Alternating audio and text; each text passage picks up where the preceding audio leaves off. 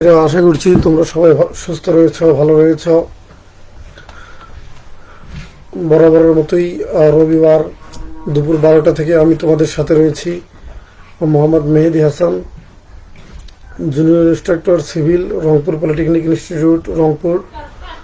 বরাবরের মতোই আমার বিষয় ট্রান্সপোর্টেশন ইঞ্জিনিয়ারিং, যার বিষয় কোড 66462 এবং এটি ষষ্ঠ পর্ব, সিভিলের একটি সাবজেক্ট। তো এখানে ইঞ্জিনিয়ারিং বানানটা একটু মিস্টেক হয়েছে, যেটা আমি একটু সংশোধন করে নিব।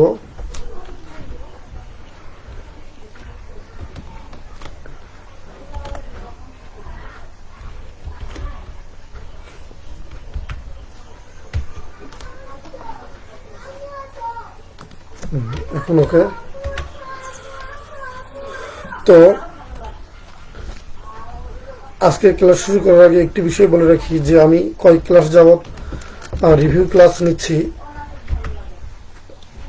এবং রিভিউ ক্লাসে তোমরা জানো যে একটি করে ক্লাসে 3টি বা 4টি চ্যাপ্টার কভার করা হচ্ছিল।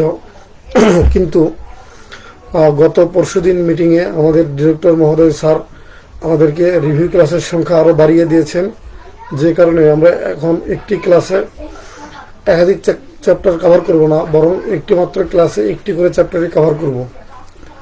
তো তারই অংশ হিসেবে আজকে আমি অধ্যায় 9 পুরোটাই কভার করব। অধ্যায় 9-এর নাম সড়ক ও জনপথের ব্যর্থতার কারণ ও রক্ষণাবেক্ষণ সমূহ। তো আমরা যে টপিকগুলো নিয়ে আলোচনা করব সেগুলো এখানে দেখানো হয়েছে যে সাব বেস, বেজ এবং ওয়ারিং কোর্সের ব্যর্থতা, তারপর নমনীয় পেভমেন্টের প্রধান প্রধান ব্যর্থতাগুলো, সিসি এবং আরসিসি সড়কের প্রধান প্রধান ব্যর্থতাগুলো, সিসি এবং আরসিসি সড়কের ব্যর্থতার কারণসমূহ, রুটিন মেইনটেনেন্স ধারায় সড়ক রক্ষণাবেক্ষণের গুরুত্ব, তারপরে রয়েছে সড়ক রক্ষণাবেক্ষণ কাজের শ্রেণীবিন্যাস। এখানে একটু বানানটা মিস্টেক হয়েছে। সড়ক রক্ষণাবেক্ষণ কাজের শ্রেণীবিন্যাস, বিভিন্ন ধরনের সড়কের রক্ষণাবেক্ষণ, সড়ক পৃষ্ঠ উঁচু নিচু ও ঢেউ খেলা হওয়ার কারণ, তারপর সড়ক পৃষ্ঠ উঁচু নিচু ও ঢেউ খেলা হওয়ার প্রতিকার। আমাদের অধ্যায় 9-এর 2টি স্লাইড রয়েছে। একটি স্লাইডে আমরা অধ্যায় 9-এর অর্ধেক অংশ কভার করেছি, এবং বাকি অপর স্লাইডটিতে এই অধ্যায় 9-এর অপর অংশটুকু কমপ্লিট করেছি। তো আমরা প্রথমে ওই অধ্যায় 9-এর প্রথম স্লাইড নিয়ে কথা বলবো। প্রথম স্লাইডে যে টপিকগুলো আলোচনা করা হবে সেগুলো স্ক্রিনে অলরেডি দেখানো হয়েছে এবং পড়া হয়েছে। এখন আমরা সরাসরি আমাদের পড়াশোনার ভিতরে চলে যাব। আশা করছি তোমরা যারা আমার লাইভ ভিডিওটি দেখছো, তোমরা সবাই নির্বিঘ্নে শুনতে পাচ্ছ এবং দেখতে পাচ্ছ। আশা করছি কোনো ধরনের কোনো সমস্যা ফিল করছো না।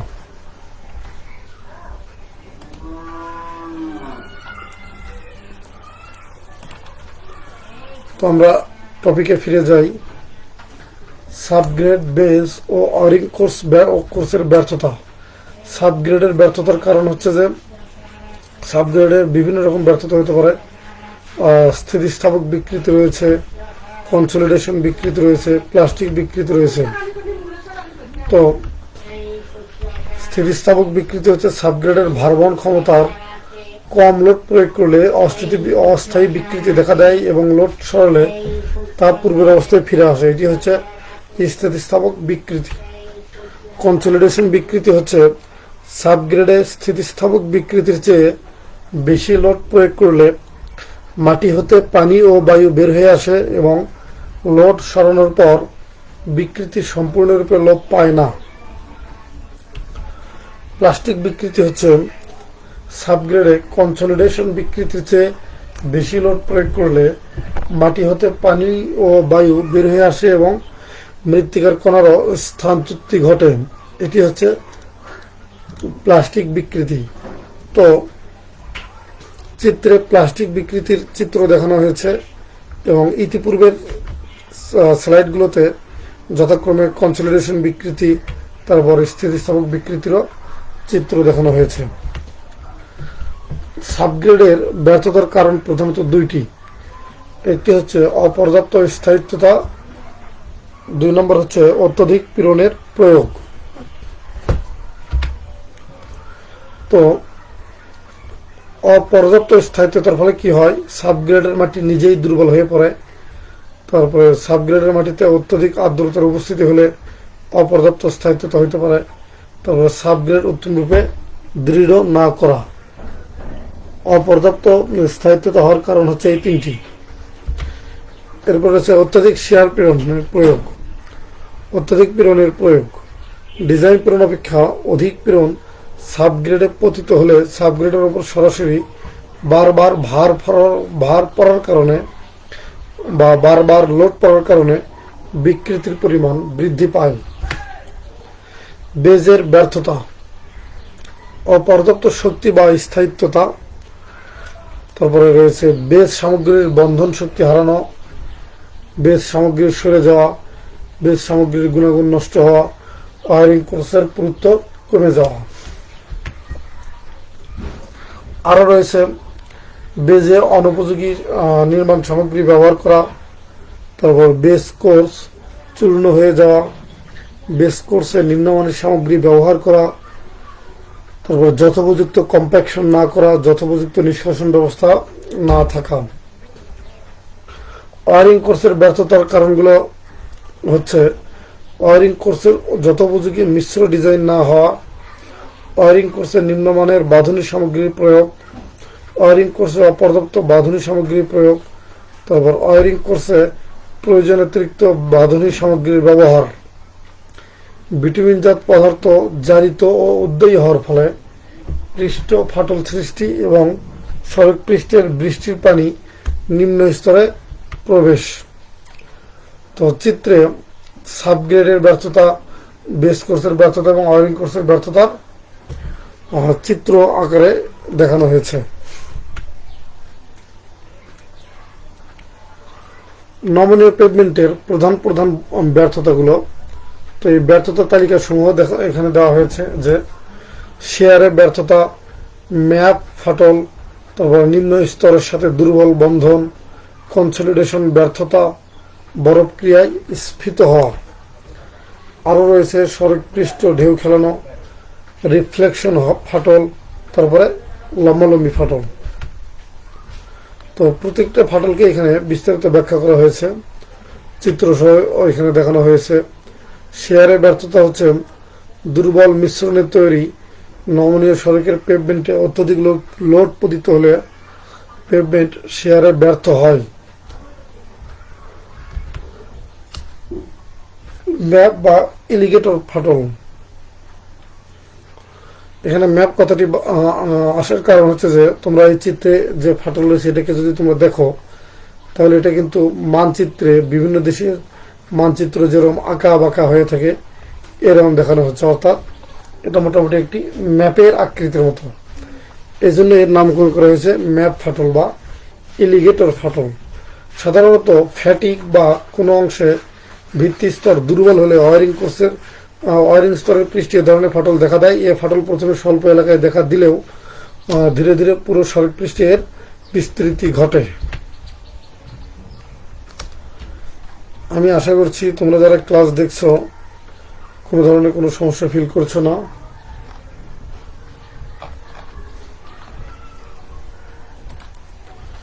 আমি আবার আমার টপিকে ফিরে আসলাম। ম্যাপ বা এলিগেটর ফাটলের কেন দেখা দেয়, এর কারণগুলো হচ্ছে ভিটামিন শক্ত হয়ে যাওয়া, তারপরে নিম্ন তাপমাত্রা, ভিটামিনের স্বল্পতা, নিম্ন স্তরের প্লাস্টিক বিকৃতি, অপর্যাপ্ত নিষ্কাশন ব্যবস্থা। লম্বালম্বি ফাটল, এ ধরনের ফাটল পেভমেন্টের লম্বালম্বি হয়ে থাকে। এই ফাটল হওয়ার কারণগুলো হচ্ছে সাবগ্রেড ডেবে যাওয়ার ফলে হয়ে থাকে, পার্শ্ব ডাল ধসে যাওয়ার ফলে, বরফ ক্রিয়ায় বিশেষ অংশ ফুলে যাওয়ার ফলে, সাবগ্রেডের আয়তন লম্বালম্বিভাবে পরিবর্তিত হওয়ার ফলে।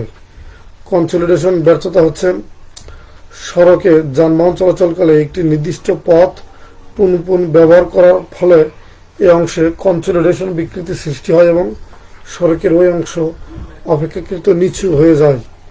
বরফ ক্রিয়ায় স্ফীত হওয়া সম্পূর্ণরূপে ভূনিম্নস্থ পানিতল ও আবহাওয়ার উপর নির্ভর করে। বরফ ক্রিয়ার ফলে সড়ক পৃষ্ঠের অংশবিশেষ স্ফীত হয়ে সড়কে এ ধরনের ব্যর্থতার সৃষ্টি হয়। তারপর নিম্ন স্তরের সাথে দুর্বল বন্ধন রয়েছে। সড়ক পৃষ্ঠে ঢেউ খেলানো কেন হয় সেগুলো বলা হয়েছে। রিফ্লেকশন ফাটলও দেখানো হয়েছে। রিফ্লেকশন ফাটলটা হচ্ছে পুরাতন ফাটল সম্পূর্ণ সিমেন্ট কংক্রিট সড়ক পৃষ্ঠে বিটুমিন সার্ভিসিং দিলে সড়ক পৃষ্ঠে কংক্রিট সড়কের পৃষ্ঠে নাই এই একই ধরনের ফাটল ওয়ারিং সার্ভিসও দেখা দেয়। এ ধরনের ফাটলকে রিফ্লেকশন ফাটল বলে। এই ফাটল পথে পানি প্রবেশ করে সাবগ্রেডকে আক্রান্ত করতে পারে। আমরা এখন এই চ্যাপ্টারের পরের যে অংশটুকু রয়েছে সেটাতে প্রবেশ করব।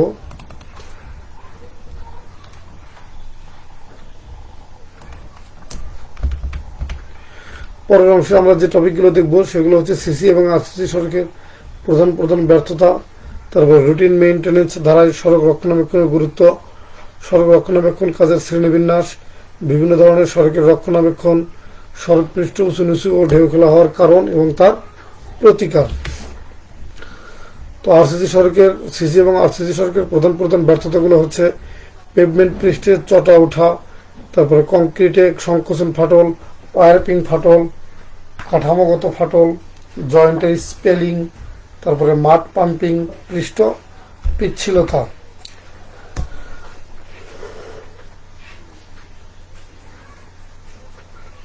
পেভমেন্টের চটা ওঠা কেন ওঠে, কেন এই ত্রুটি হয় সেটা আমরা দেখব। কংক্রিট স্থাপনের সময় সজোরে ধাক্কা দিলে, তারপরে কংক্রিট স্থাপনের উপর হতে নিক্ষেপ করলে, কংক্রিট স্থাপনের পর অধিক মাত্রায় কম্প্যাকশন করলে, তারপর অতিরিক্ত ভাইব্রেশন প্রয়োগ করলে, কংক্রিট মিশ্রণে রাসায়নিক অপদ্রব্য উপস্থিত থাকলে, নিম্নমানের মিক্স ডিজাইনের কারণে। কংক্রিটের সংকোচন ফাটল, কিউরিং চলাকালে অপর্যাপ্ত কিউরিং এর কারণে সড়ক পেভমেন্টের আড়াআড়ি বা লম্বালম্বি যে কোনো প্যাটার্নে এ ধরনের ফাটল দেখা দিতে পারে। এ ধরনের ফাটল পথে পানি প্রবেশ করে সড়কের ক্ষতি সাধন করতে পারে। ওয়ারপিং ফাটল হলো জোড়া ডিজাইনকালে পেভমেন্টের ওয়ারপিং বিবেচনা না করলে অতিরিক্ত পীড়ন এ ধরনের ফাটলের সৃষ্টি করে। এ ধরনের ফাটল সাধারণত লম্বালম্বি দিকে দেখা দেয়, তাই লম্বালম্বি হিঞ্জ জোড়া ব্যবহার করে বা স্ল্যাবে যথোপযুক্ত রিইনফোর্সমেন্ট ব্যবহার করে এ ধরনের ফাটল হতে পেভমেন্টকে রক্ষা করা যায়। কাঠামোগত ফাটল, পেভমেন্টের উপর ডিজাইন লোড অপেক্ষা অধিক লোডের যানবাহন চলাচল করলে পেভমেন্টের পুরুত্বের অপর্যাপ্ততার কারণে এতে বিশেষ করে কোনায় ও কিনারায় ফাটল দেখা দেয়। জয়েন্টের স্পেলিং, জয়েন্টে ফিলার সামগ্রী সঠিক অবস্থায় সংস্থাপিত না হওয়ার কারণে স্ল্যাব ঢালাইকালের জোড়ায় কংক্রিট ফিলার সামগ্রীর উপর কিঞ্চিত বর্ধিত অবস্থায় থাকে এবং পরবর্তীকালে এই বর্ধিত অংশে ফাটল দেখা দেয়। এ ধরনের ফাটলকে জয়েন্টের স্পেলিং বলে। তারপর রয়েছে মাড পাম্পিং, পৃষ্ঠ পিচ্ছিলতা। এরপর আমরা দেখব রুটিন মেইনটেনেন্স ধারায় সড়ক রক্ষণাবেক্ষণের গুরুত্ব।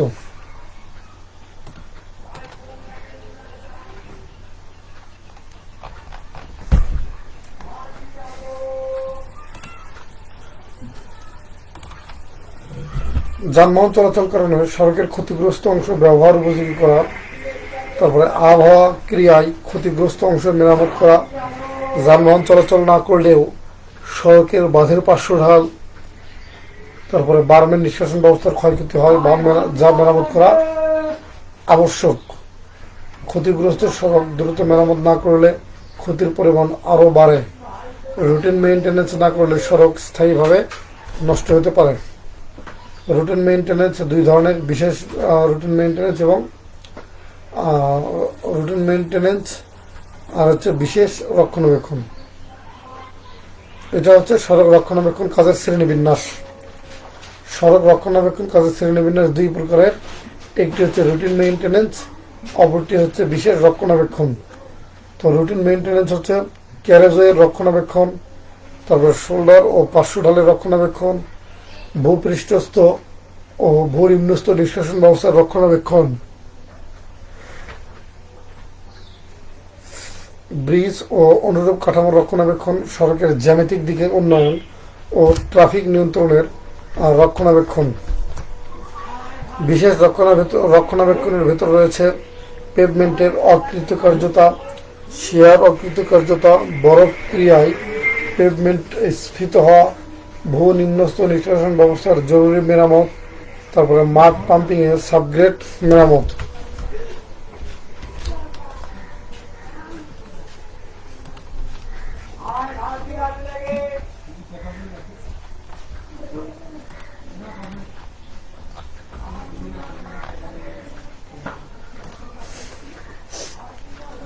বিভিন্ন ধরনের সড়কের রক্ষণাবেক্ষণ, এর ভিতরে রয়েছে মাটির সড়কে পানি ছিটিয়ে বা ক্যালসিয়াম ক্লোরাইড ছিটিয়ে ধুলাবালি রোধ করা যায়।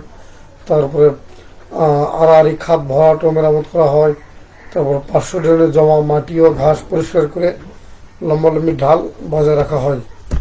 ওয়াটারবর্ন ম্যাকআডাম সড়কের রক্ষণাবেক্ষণ, পানি ছিটিয়ে বা ক্যালসিয়াম ক্লোরাইড ছিটিয়ে ধুলাবালি রোধ করা যায়। আর্দ্র মাটি ছিটিয়ে এগ্রিগেটকে সস্থানে রাখা যায়। তারপর সৃষ্ট গর্ত ও খাদ ভরাট উত্তমরূপে কম্প্যাকশন করতে হয়।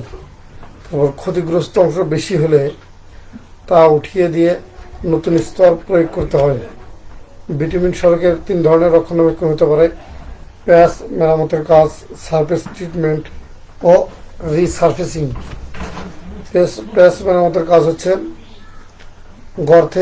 গর্তের এলাকা খনন, তারপর খননকৃত অংশ পরিষ্কারকরণ, প্রিমিক্স প্রস্তুতকরণ, প্রিমিক্স স্থাপন ও দৃঢ়করণ। রিসারফেসিং হচ্ছে সড়ক পৃষ্ঠে নতুন করে বিটুমিনের স্তর প্রয়োগ করা। তার পূর্বে সড়ক পৃষ্ঠকে উত্তমরূপে পরিষ্কার করে নিতে হয়। বিটুমিনের স্তর প্রয়োগের উপর রোলিং করতে হয়। প্রয়োজনে পার্শ্ব ঢালেও রিসারফেসিং করা যেতে পারে। সারফেস ট্রিটমেন্ট, সড়ক পৃষ্ঠে খাত ও গর্তের সৃষ্টি হয়। পাথর কুচি ছিটিয়ে উত্তমরূপে রোলিং করতে হয়। বিটুমিনের উদ্বায়ী অংশ উবে গেলে সড়ক পৃষ্ঠে সূক্ষ্ম ফাটল দেখা দেয়। এটা দূর